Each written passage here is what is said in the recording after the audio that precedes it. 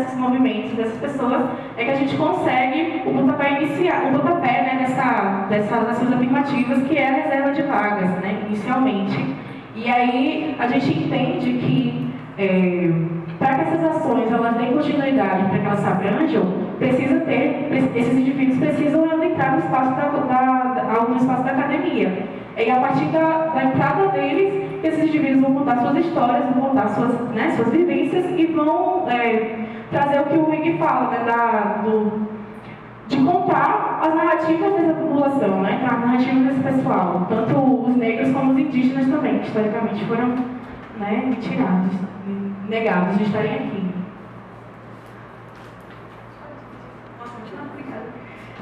O resultado que a gente pretende, né, dessa coisa pesquisa é exatamente esse, contribuir para que esse debate das ações afirmativas elas avancem, né, que eu acho que também é o objetivo desse seminário. Eu acho que a gente, ao longo do tempo inteiro, né, a gente vem batendo nessa tecla de que as ações afirmativas elas são maiores, né, elas são maiores do que a reserva de vagas, que as reservas de vagas são importantes sim, mas que elas são maiores e que nós precisamos mostrar para a comunidade acadêmica e para a população como um todo o que essas pessoas estão fazendo na comunidade, como isso pode influenciar e fortalecer essas ações, né? Inclusive os próprios indivíduos e setores que contribuem para isso.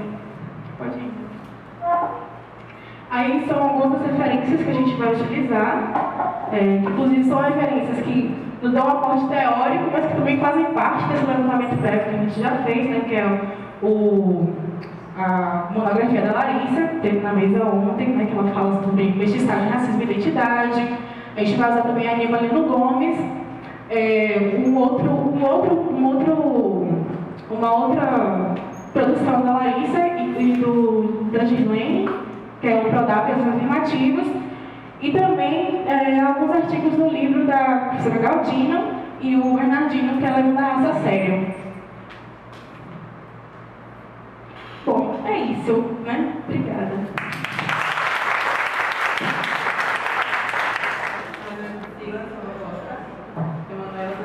Somos estudantes da carreira dos Ciências Sociais.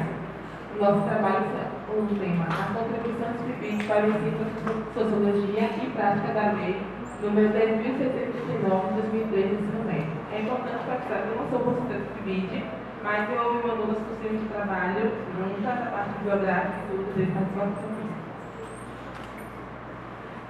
O objetivo: analisar os mecanismos gerais da organização da sociedade atual e refletir sobre as contribuições e contradições no debate sobre a implementação da Lei 10.639 de 2003 do ensino médio. A metodologia foi análise exploratória, levantamento bibliográfico e a observação participante. Então, é sabido de todos nós que a sociologia ela tem uma certa, vamos dizer assim, instabilidade quando se refere ao currículo nesse momento.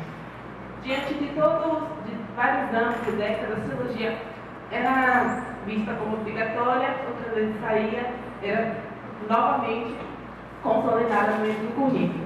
E em 2 de junho de 2008, o presidente da República em Recife, que era José de Alencar, assinou a Lei 11.684, que altera a Lei de Disciplina de 96, que estabelece que filosofia e sociologia seriam disciplinas obrigatórias nas 3 séries do ensino médio.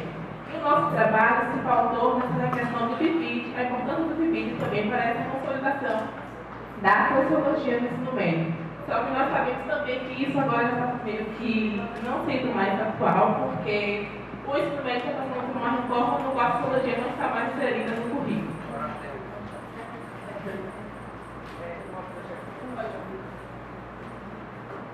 Agora, um pouco mais do PIBID sobre a implementação desse trabalho no Colégio Estadual Presente do Ramo. Boa tarde a todos. Esse trabalho, na verdade, é fruto de muita gente. Não é um trabalho que acho que ninguém faz nada sozinho. É um trabalho que já foi concluído, foi gerado um artigo com esse trabalho. E dentro desse artigo ele traz vários relatos de intervenções do PIBID entre 2014 e 2015.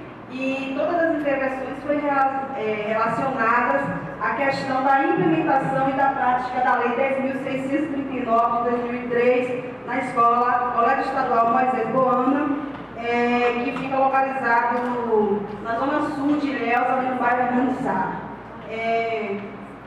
Ali tem um pouco falando de PIBID, mas a gente pensou que era 20 minutos, eu acho que a gente vai acelerar, porque tem muita coisa. Que é um programa que, na verdade, esse programa surge em 2007, quando se tem, através do ENAD, que tinha a necessidade de qualificação de professores, só que foi passado um decreto, que agora eu esqueci o número do negócio e também o texto, eu vou falar com o texto. E dentro desse decreto foi a CAPES, ficou como uma agência financiadora, para que tivesse programa de aperfeiçoamento de professores.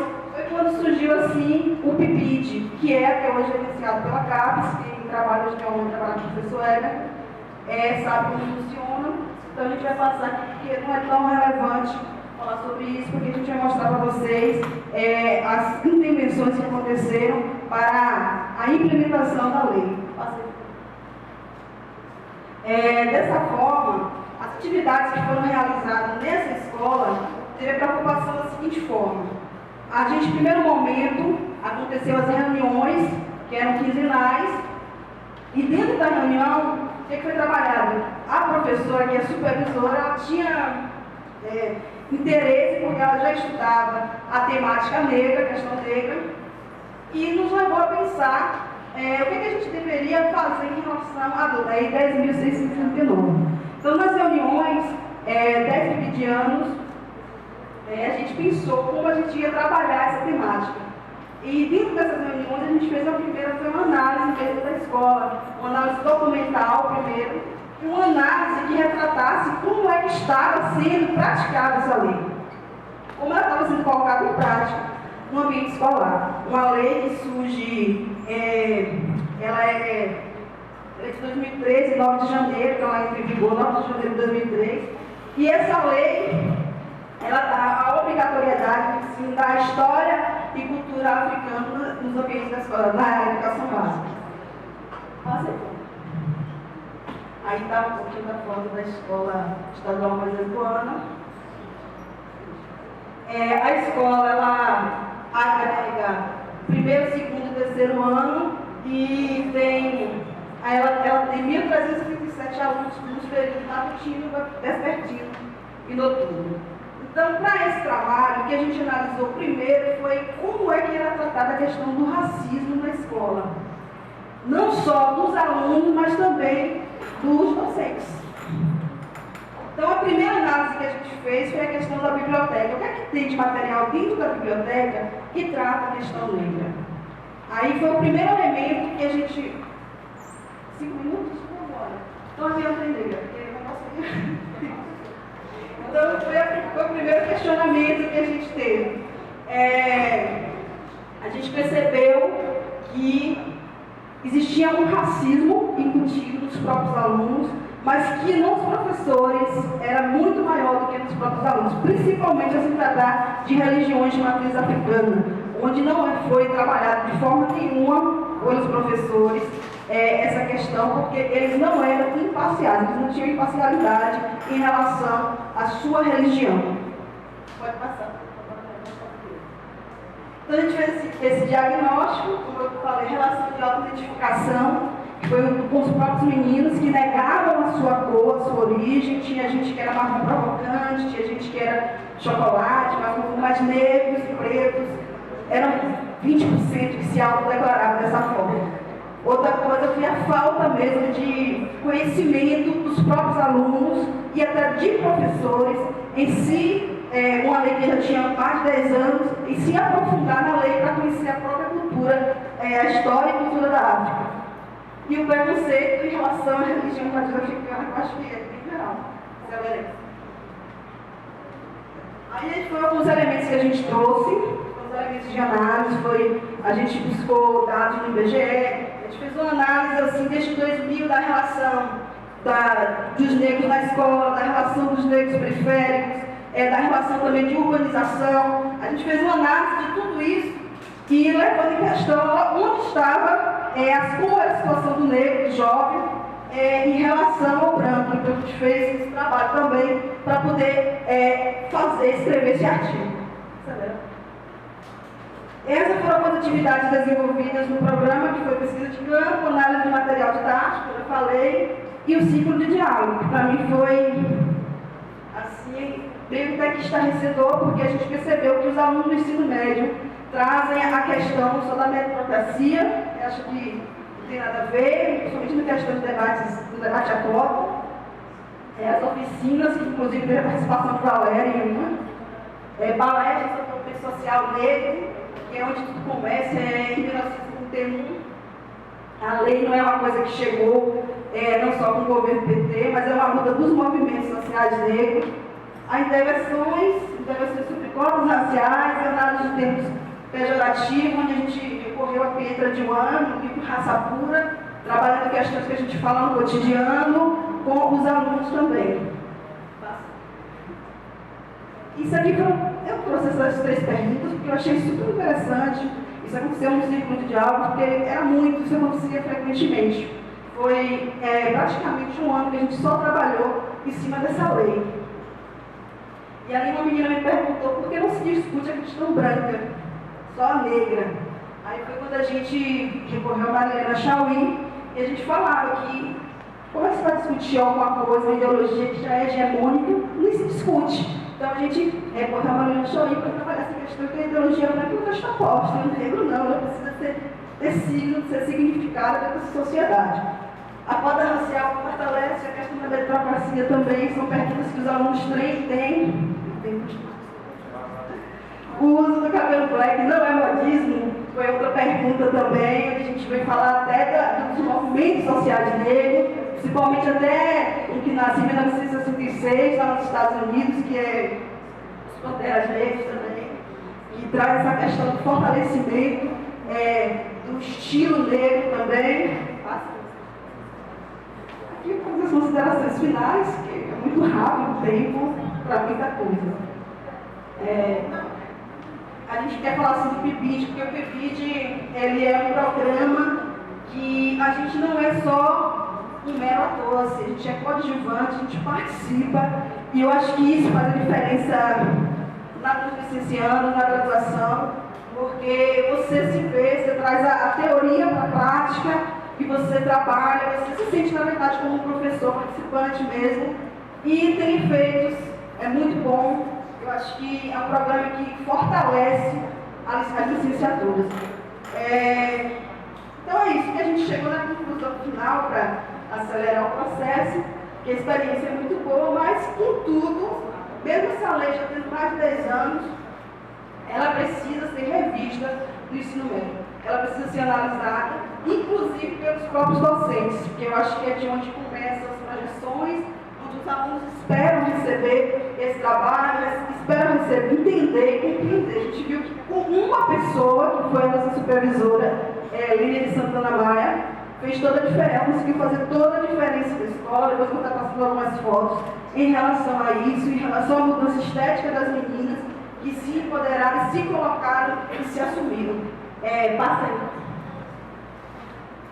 Enquanto a cor da pele foi mais importante que o brilho dos olhos, a maravilha. Mas passa mais alguma coisa. Referências. Pode passar. Passa. Pode passar os anexos. Aqui foi a reunião, não sei se está muito boa a imagem. Eram as reuniões que acontecia, o professor Marcos Pérez, aqui da casa, era o supervisor.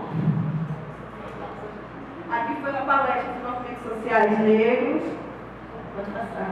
Isso aqui é muito importante, porque o colega Daga participou muito das atividades do PIBID, trazendo a questão do empoderamento e trazendo também a sua arte. Então, fez uma mudança visível na parte física da escola.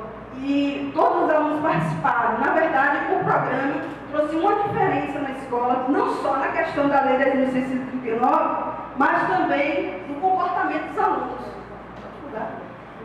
Aqui, Laine, que sempre está fazendo teatro, poesia, participando.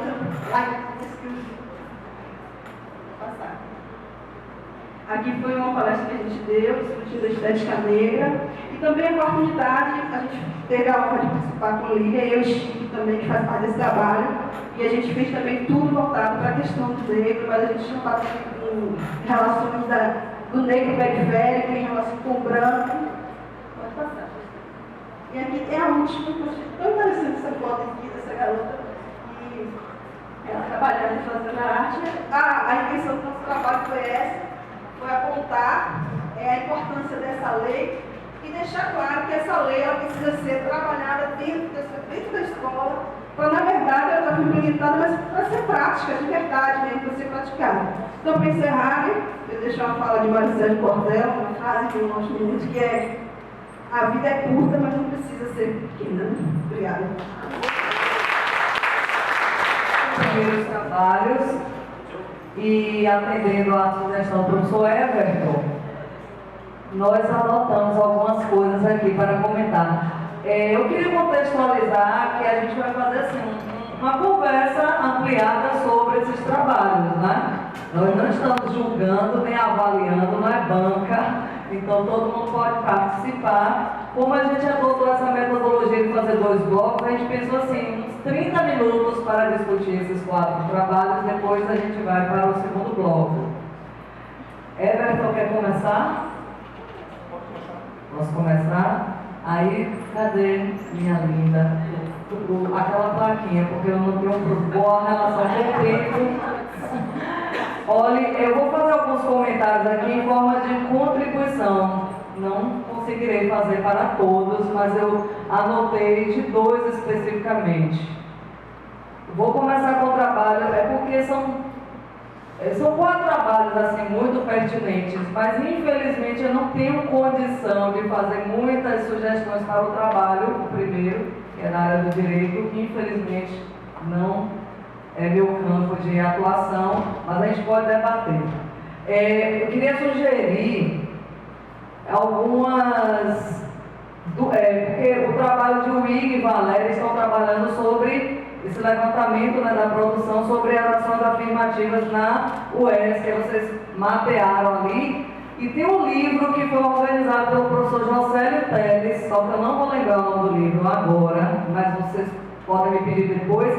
E ele fez um livro que está inclusive disponível em PDF para download gratuito, e tem todos os artigos do livro falam de uma experiência numa universidade que implantou a política, o sistema de cotas e outras ações afirmativas, e tem um texto nosso, do pessoal que trabalhou no Prodap, nesse livro. Eu não vou lembrar o ano, mas ele, não sei, acho que ele é de 2013, 2012. Pois é, tem um texto meu lá, eu não lembro o nome do livro, porque é muita informação na cabeça. Então tem um texto falando desse percurso da aprovação da resolução, assinado por pesquisadores e pesquisadoras que estavam no Prodap. E aí eu queria indicar mais 4 referências, mas não vai dar para falar agora, eu posso passar para vocês assim diretamente. Mas vocês citaram ali o livro que teve a organização minha com o professor Joásio Bernardino. Aquele livro ele faz parte de uma coleção do Laboratório de Políticas Públicas da UERJ. Eu indicaria como referência essa coleção, que o nome é Políticas da Cor.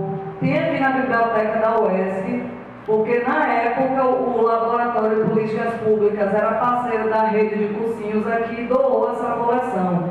E tem um livro especificamente dessa coleção que é organizado pelo professor Renato Emerson dos Santos, que ele trata dessas experiências de implantação da reserva de vagas.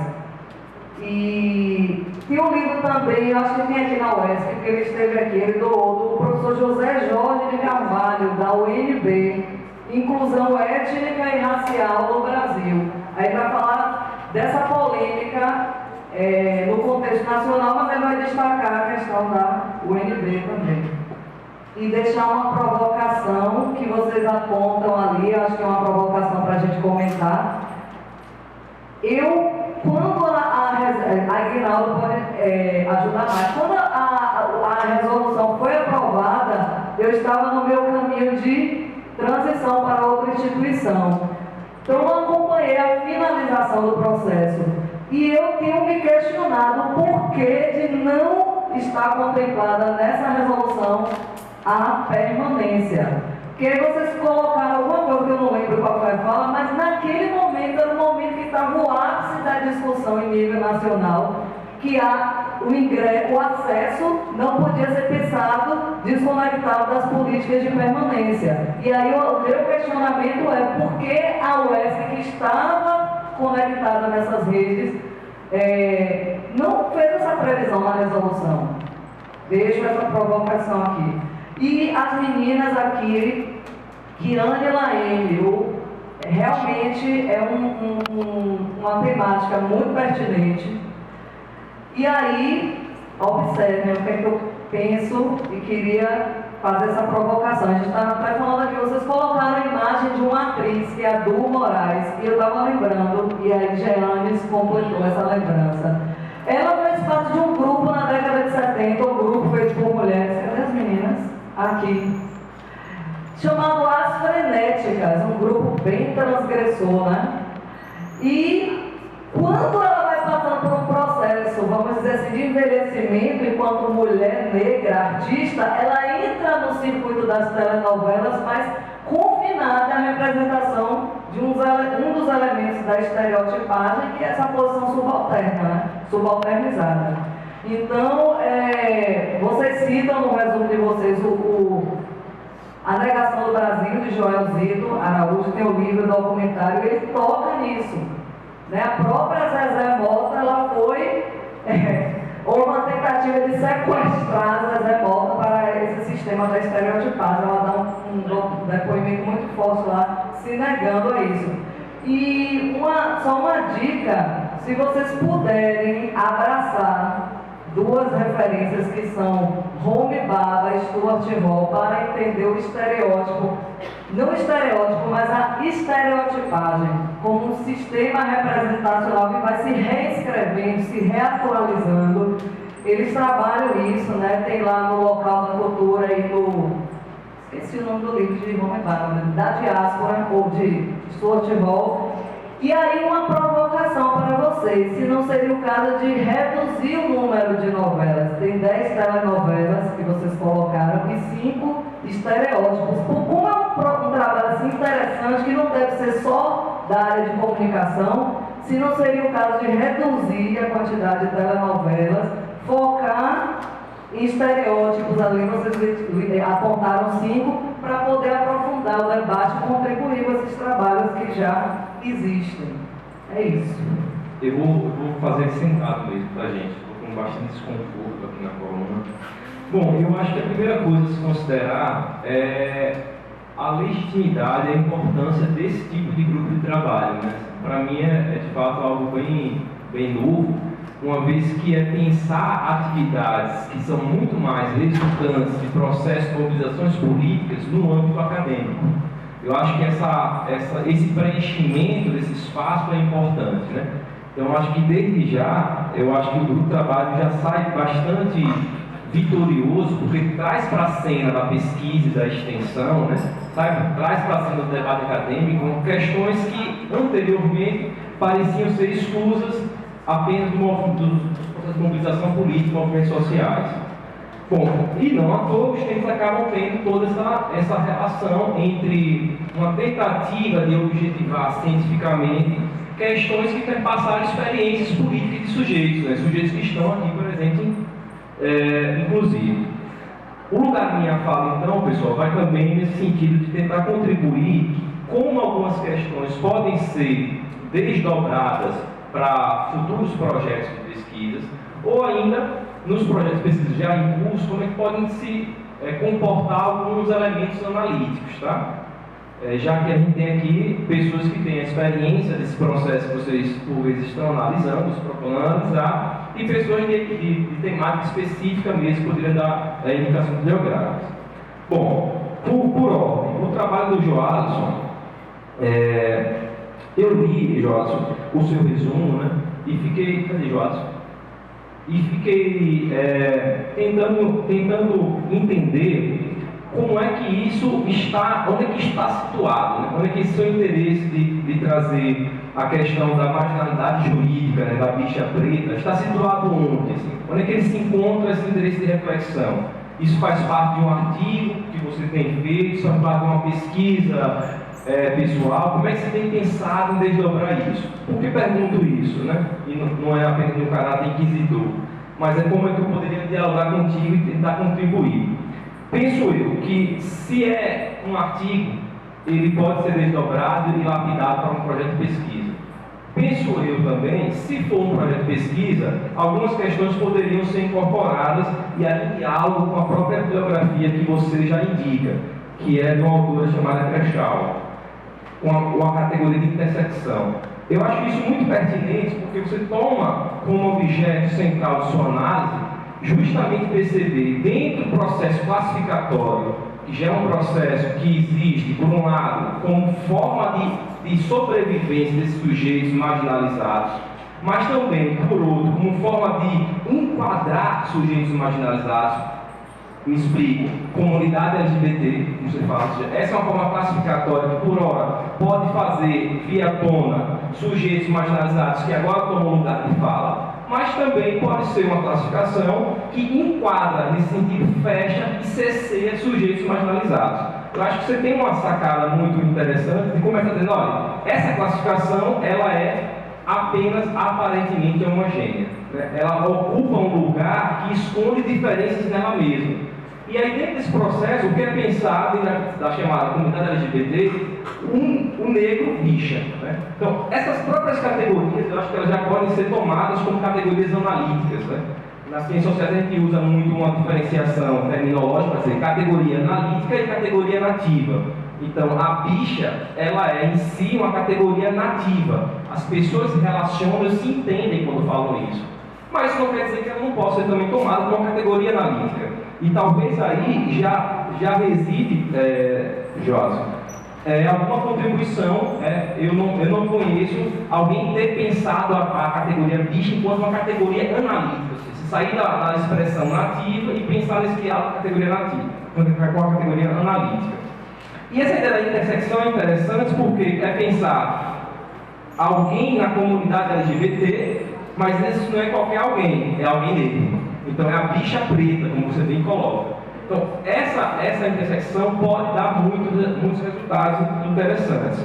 Eu sugeriria, então, para pensar essa relação e as complexidades que isso pode trazer, algumas reflexões, e aí trago aí um sociólogo, que é o Pierre Bourdieu. O Bourdieu, ele tem vários trabalhos e alguns problemáticos, ao meu ver, mas eu acho que uma categoria que ele trata, quando ele fala sobre representação e participação política, que é a categoria do efeito de oráculo, que é uma ideia de que o sujeito, em um processo de participação, de representação política, essa representação às vezes é dele, mas é sobretudo do grupo, ele acaba matando a individualidade em nome de uma emergência do grupo. Ou seja, como é que a bicha preta, por horas, parece só restar para ela aceitar a classificação homogeneizante que você critica de ser comunidade LGBT, ainda que para isso ele mata a sua individualidade. Então talvez tenha algum elemento aí para ser pensado. É isso, eu demorei bastante falando do seu trabalho, mas essa é a possibilidade. E para título de resumo, sabe, Jorge, eu acho que é interessante que você situe esse leitor, situe as coordenações que vão receber seu trabalho. No campo acadêmico, isso vai ser bastante exigido, né? Ou seja, de onde é que sai esse trabalho, de onde é que sai essa reflexão? Então, de repente dizer que isso é resultado de uma reflexão que pretende um projeto, isso já é resultado de um projeto, apontar os objetivos, que eu acho que ficou um pouco mais difuso isso no seu texto. No trabalho da Laine e da Kiane, eu achei interessante, assim, eu achei que de fato a apresentação do trabalho mostra um caráter mais concluso do que o resumo, né? Não por acaso o resumo é apenas um resumo, mas eu vou problematizar, Laine, também a dica de você pensar em desdobramentos. Você lança uma questão que é importantíssima, que é como nas telenovelas o racismo ele é invisibilizado, né? E aí de alguma forma há um pressuposto aí que é reclamar a falta de visibilidade ou a falta de protagonismo para atores e atoras negras, atrizes negras, né? Tomando isso como uma positivação em si, ou seja, parece que em contraponto à invisibilidade que os negros e as negras têm nas telenovelas, a solução é a visibilidade. Você não diz isso, mas isso parece que permeia um pouco o raciocínio de vocês. Eu problematizaria que talvez essa seja uma falsa dicotomia que não é a invisibilidade contra a visibilidade, mas é pensar as formas sobre as quais se torna visível.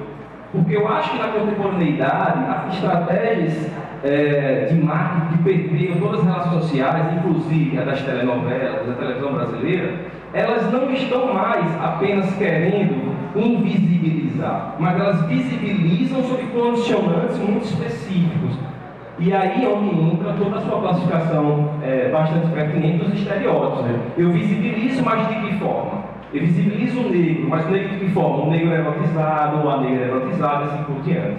Então talvez fosse interessante pensar isso aí, e eu sugeriria, para pensar essa relação entre real e imaginado, um autor também, um filósofo, também que tem bastante influência na sociologia, que é o Guy Debord, quando pensa em espetáculo. Então a ideia de espetacularização parece bastante pertinente para isso. No trabalho da Valéria e do Ig, eu fiquei... bom, é um pré-projeto, né? Um projeto que está a ser iniciado aí, a pesquisa. Eu fiquei pensando em algumas sugestões, se eu entendi muito bem a proposta. Se a proposta é um pouco pensar a política afirmativa no sentido da sua amplitude e do seu exercício prático, talvez o começo seja de fato definir como se pensa ou se define, conceitua a política afirmativa. E aí você vai ter uma definição que ela vai ser normatizada, oficial, da Constituição, né? E vai ter outras definições que vocês poderão inserir. Nesse sentido, política afirmativa não é apenas para reparar desigualdades raciais presentes na sociedade. Aqui eu estou colocando entre aspas, porque está literalmente citado por vocês assim no resumo. Política afirmativa como uma finalidade, como algo que tem finalidade de corrigir desigualdades raciais presentes na sociedade. E parece que talvez seja essa uma das perspectivas que oficialize essa definição, né? Mas, se eu bem entendi, o que vocês querem é justamente tentar demonstrar como uma série de práticas e saberes que a experiência universitária produz, que tem muito mais a ver com uma forma de política afirmativa do que com uma forma normativa da instituição lidar com política afirmativa. Isso quer dizer o seguinte: o quão de experiência prática, movimentos sociais, estudantis, professores, movimentos externos à universidade produzem, que são de alguma forma reparadores ou reivindicadores de desigualdades raciais, mas também de outros níveis socio-historicamente colocados. Ou seja, aí me parece que o conceito de política, eu indicaria um filósofo francês chamado Jacques Rancière, que vai dizer que política é, antes de mais nada, a reivindicação, a reparação de um dano reconhecido. Então, talvez esses movimentos, eles produzem muito mais a afirmação das negações concretizadas do que a institucionalização de uma política. Por que isso talvez seja importante? E aí, pensando no caráter propositivo do trabalho de vocês. Porque ao fazer isso, você consegue dar a possibilidade de estruturação e legitimidade desses movimentos, desses espaços de diálogos dentro da universidade. Né? Então, um pouco isso. Por fim, já estourando tempo, para deixar de falar do trabalho da Emanuela. Bom, eu achei que de fato o trabalho tem um caráter já bem concluído, eu achei o resumo bem elaborado, deixou bem claro vocês queriam chegar. Então, a minha questão se vocês têm interesse em desdobrar esse trabalho finalizado em outras questões. Se tem, a minha sugestão vai no seguinte sentido: pensar qual é a relação entre a normatização legislativa e a cultura escolar. Ou seja, como é que a gente pode pensar isso aí? Ou seja, aprender saberes, práticas e valores dentro de uma perspectiva processual que transborda a priori a própria legislação. Ou seja, a legislação não é alguma coisa que a gente quer desprezar, mas é alguma coisa que a gente precisa reconhecer, a princípio, limitado. Então, nesse sentido, valeria a pena um desdobramento do trabalho e aí incluir, inclusive, nesse caso, talvez caiba menos Bourdieu, porque eu acho que Bourdieu, nesse caso, vai ser um autor que vai lhe oferecer um quadro analítico muito mais dificultoso para pensar a mudança social. Não é que isso não passe por Bourdieu, não é esse autor, mas quando ele pensa a reprodução social, como Passeron, por exemplo, ele está pensando muito mais em apontar como a aristocracia francesa se reproduz nas práticas escolares.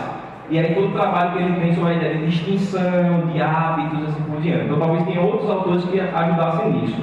mas eu acho que é uma relação frutífera, por assim dizer. Pensar a normatização e a cultura escolar são coisas diferentes e dialogam. É isso, gente. Boa tarde. Sou Ignaldo de Cabuna, do Grupo Encantarte, historiador também da UESC, pós-graduando em Gestão Cultural. Daniela me fez uma pergunta, então eu tenho que responder sobre a aprovação das cotas na UESC sem a reparação, sem as ações afirmativas de fato, que é a permanência. Nós tivemos um problema primeiro, e que você presenciou, é que nós não fomos recebidos pelo reitor, Joaquim. Aliás, ele nunca quis nos receber. Depois de muitos documentos que a gente enviou para a reitoria, fomos obrigados a fechar essa pista, fazer um manifesto aqui na porta, quando ele se escondeu lá no quinto andar, e nós, sabendo disso, ele não queria nos receber, a gente ocupou o espaço da torre e com a decisão de só sair dali enquanto ele aparecesse. Disseram que ele tinha viajado, porque a gente sabia que ele estava aqui na torre. Bom, já que ele está viajando, então a gente vai acampar aqui e ele vai ter que aparecer. Só tem uma saída daqui, ou a escada ou o elevador. Então ele teve que nos receber. Depois que ele nos recebeu, fizemos uma pauta de estudo no mês de maio. Tivemos até dezembro, foram 8 meses de reuniões. Eu vou te dizer, eu não me lembro de ter visto Joaquim em nenhuma das reuniões. A professora Adélia, que era vice-reitora, era quem participava das negociações. Então, assim, ele se recusou a discutir. Por isso que eu discordo da fala de Mocegão, do professor Eduardo Regis, que Joaquim tinha interesse em discutir as cotas por conta da reeleição. Eu não concordo com essa fala, até porque ele não quis nos receber durante os 8 meses. Ele mandava a representante, que é a atual reitora.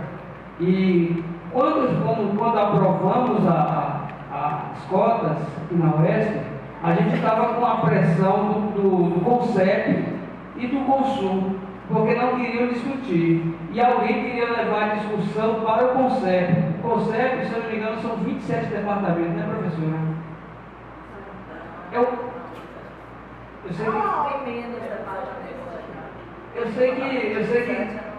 sei que passaria por todos os departamentos a discussão e eles não queriam colocar se fosse para colocar a questão da permanência, o debate teria que voltar por cada departamento. Se eu não me engano, eram 27 departamentos. Já estávamos em dezembro, depois já cansados de tanta discussão. Ele queria voltar do zero.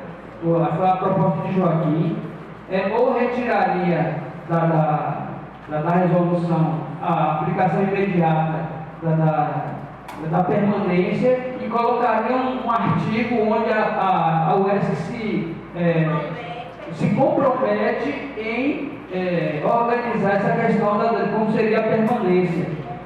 Se não fosse votado em dezembro, os departamentos iam entrar de férias. A gente só teria os professores de volta no mês de março do ano seguinte, e se fosse aprovado em março, a gente só teria o vestibular para as cotas em 2009. Então, a gente teria assim, 2 anos de discussão ainda. Então, por conta disso, no apagar das luzes, conseguimos aprovar, com a UESC se comprometendo em discutir a questão. Aí foi criada aquela comissão que nunca funcionou e que agora foi retomada depois de 10 anos. Então é só uma resposta. E me desculpa, eu gostaria de dar algumas sugestões ou contribuições, se é que eu posso chamar disso, para alguns colegas. A turma que falou sobre Laine e Caine, tem um livro chamado Tela Plana, que me desculpa, eu não esqueci o nome do autor, mas depois vocês pegam o meu contato e eu poderia depois passar para vocês. Ele discute sobre essa questão da ideologia da televisão. Eu acho muito bacana colocar essa referência, porque eles trabalham muito sobre o quanto a TV, eu converso com as minhas filhas assim, a TV quando ela não quer te comprar, ela quer te vender.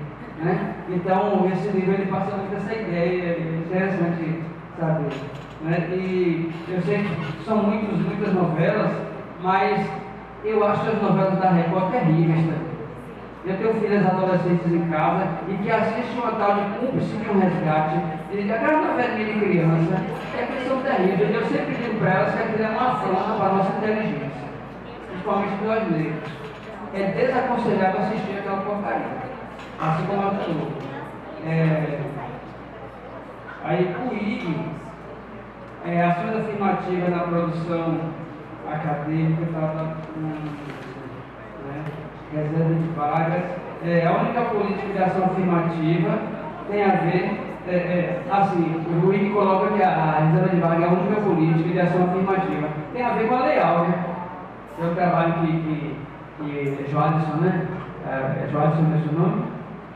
Apresentou. Tem a ver com a Lei Áurea, só uma lei, 2 artigos, né? Então a política de cotas na UESC foi assim, só ela, e não teve mais nada. Sim, não, menos que isso. Já foi 5? Opa! Então vou escolher aqui só uma. Sobre a questão de Emanuela e Patrícia, que falou sobre a questão da escola, eu fiz um artigo que fala sobre a ideia que os professores têm sobre cotas, né? Nenhuma na escola que eu pesquisei, todos os professores, até os que defendem as cotas, eles não sabem ter uma argumentação firme, como que conhecem realmente o sistema. Acha que tem que defender, mas a grande maioria acha que a gente está entrando aqui pela janela.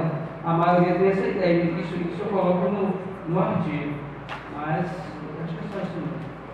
Mas, aí uma pergunta que eu tenho que fazer a vocês qual é a percepção em relação à questão do currículo?